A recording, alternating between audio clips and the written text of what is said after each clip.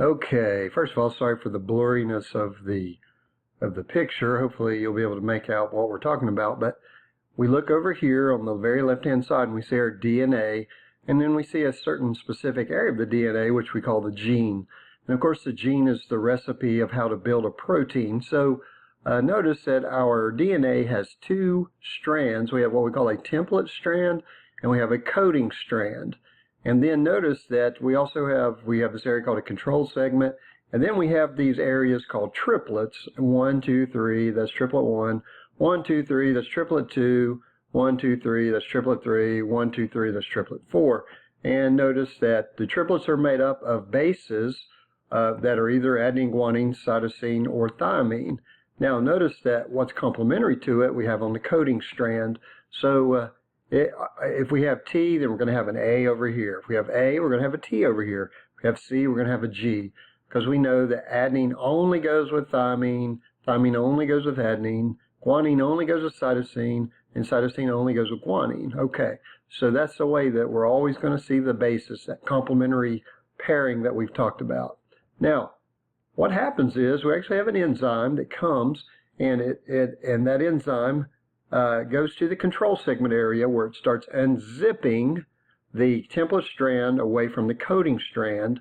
And what it does is it actually starts reading the template strand. That's why they call it a template strand, because it is read by the RNA polymerase, the enzyme that unzips, breaks those hydrogen bonds that are holding the bases together, and then actually starts attracting RNA nucleotides, the individual nucleotides that forms our either our DNA or RNA. In this case, if it's RNA nucleotide, it's going to help form RNA. Now, so this polymerase, RNA polymerase, unzips and attracts. So what it's going to attract to a T is an A, an adenine. What it's going to attract to an A is, since we're building RNA, we don't have thymine in RNA, we have uracil instead. So what it's going to attract to that A, as we see right here, is a uracil. Okay, now, it's going to temporarily bond the base, the RNA base, to the DNA base, but at the same time, we're going to permanently bond the sides of the bases, in this case, ribosugar phosphate sides. So they will form a covalent bond, which is a much stronger bond. Temporarily, again, bond the individual nucleotide to the exposed base that came from the template strand. So again, we just look and say, well, if that's a C, then G is going to be attracted to it. If that's a G, then C is going to be attracted to it. If that's a C, then we know, even though it doesn't say so in there, that would be a guanine or a G.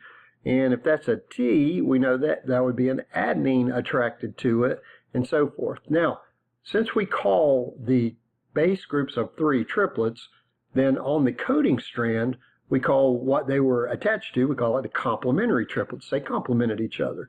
All right, now we've broken this. We're starting to form our messenger RNA because our enzyme is unzipping and attracting.